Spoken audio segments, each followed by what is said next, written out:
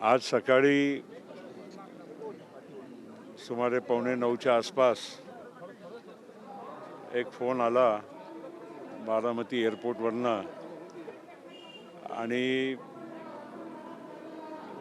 एक विमान कोसळलं आहे, स्फोट झाला आहे अशी माहिती मिळाली आणि त्या विमानात अजितदादा आहे असं आम्हाला सांगण्यात आलं.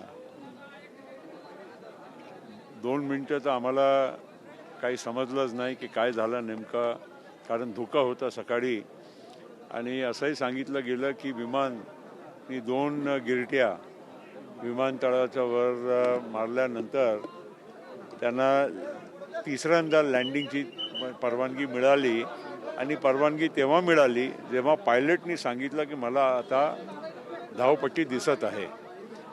आणि आता त्याच्यानंतर जे काही झालं ते आपल्या सगळ्यांना आता ज्ञात आहे. आम्ही बारामतीला येताना मी स्वतः हेलिकॉप्टरनं त्या स्पॉटची पाहणी केली आणि जे धावपट्टी आहे त्याच्या आजूबाजूला तिन्ही बाजूला 100 मीटर फूटची म्हणजे ते खड्डासारखं आहे आणि ते उंचीवर ते धावपट्टी आहे. आणि बहुतेक आता हे तर सगळं तपशीलचा भाग आहे. ॲक्सिडेंट इन्व्हेस्टिगेशन ब्युरो सिव्हिल एव्हिएशनच्या त्याची पूर्ण तपास करतील आणि तेव्हा आपल्याला तथ्य माहीत पडेल.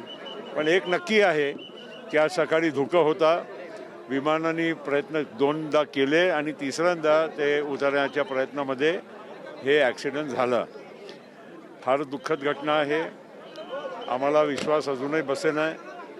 आम्ही दिल्लीत होतो, सुनेत्राव पवार वहिनी पण दिल्लीला होते, पार्थ पवारही दिल्लीला होते, सुप्रियाताई पण दिल्लीला होते, कारण आज आमच्या संसदेच्या अधिवेशन सुरू होत होता. आणि जसं माहीत पडलं लगेच आम्ही लोक इथे पोचलो. आणि हे फार मोठी क्षती आहे महाराष्ट्रासाठी, राष्ट्रवादी काँग्रेस पक्षासाठी आणि खास करून पवार कुटुंबियांच्यासाठी. अजितदादा लोकप्रिय नेते, धडाडीचे काम करणारे नेते, विकास पुरुष अशी त्यांची खूप मोठी ख्याती या महाराष्ट्रामध्ये होती. आणि आम्हाला आत्ताही त्यांच्या पार्थिवला आम्ही नमन करून आलो, पण अजूनही विश्वास बसत नाही. कारण काल रात्रीच 8-8:30च्या सुमारे माझ्याशी त्यांनी फोनवर बोलणंही केलं. मी असंच म्हणजे ते खुशमिजाज होते.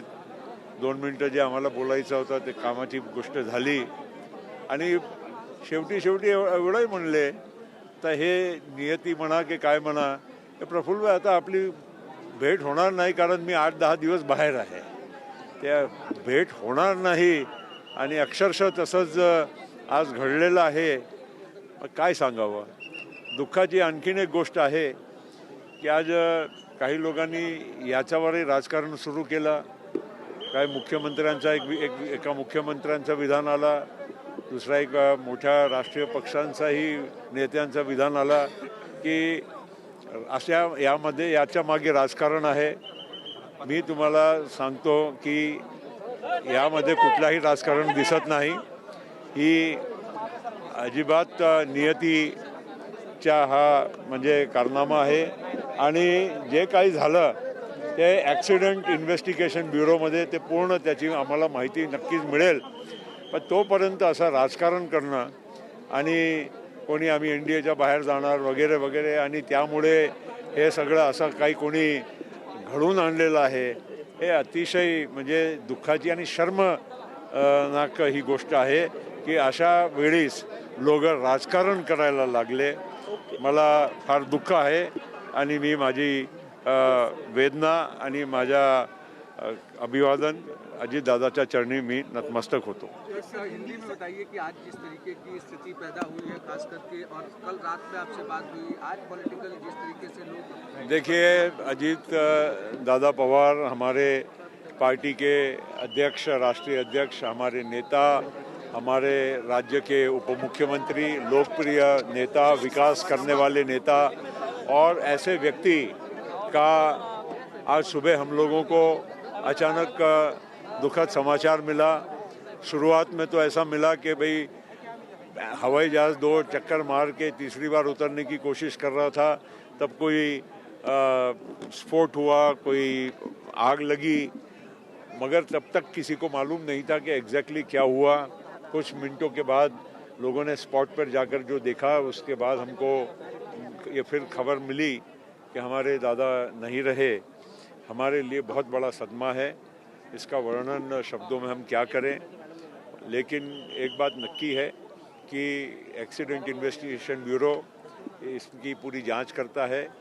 वो एक निष्पक्ष जांच होती है और उसमें से हमको मालूमात मिलेगी कि क्या एग्जैक्टली हुआ। मगर प्राथमिक जो जानकारी है कि हवामान ख़राब था, वहाँ विजिबिलिटी नहीं थी रनवे पे, और हवाई जहाज़ उतारने की कोशिश किया और 2 बार हवाई जहाज़ के पायलट ने कोशिश किया, मगर उनको रनवे नहीं नज़र आया। तीसरी बार उन्होंने ATC टावर को बोला कि मुझे रनवे नज़र आ रहा है तो मैं उतर रहा हूँ, लेकिन वैसा कुछ सही नहीं हुआ। ये तो अब स्पष्ट होता है।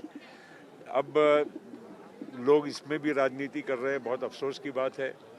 आज कोई लोग, एक मुख्यमंत्री बोल रहे हैं, कोई राष्ट्रीय पक्ष के बड़े अध्यक्ष बोल रहे हैं कि इसमें राजनीति है, कोई NDA छोड़ रहे हैं, कोई और बातें हो रही है, उसके वजह से इस तरह का ये दुर्घटना जानबूझकर की गई है। ये बहुत दुख की बात है कि ऐसे समय पर, जबकि सबको मालूम है जो लोग थे कि किस तरह से क्या वहाँ घटना हुई। नो डाउट एक्सीडेंट हुआ, नहीं होना चाहिए था, क्यों हुआ, कैसे हुआ, ये तो सब जांच का विषय है। लेकिन इस वक्त ऐसे दुख के क्षण में राजनीति करना और इस तरह की घिनौनी राजनीति करना कि किसी ने एक्चुअली उनको हमारे से ले जाने का षड्यंत्र रचा, ये बहुत अफसोस है।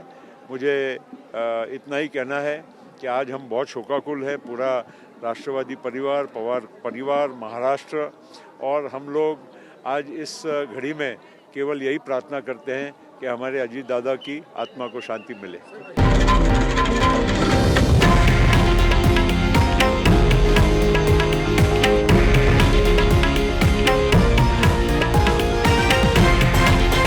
हे आहे देशातील नंबर 1 न्यूज नेटवर्क आणि आपण पाहत आहात TV9 मराठी, एकमेव।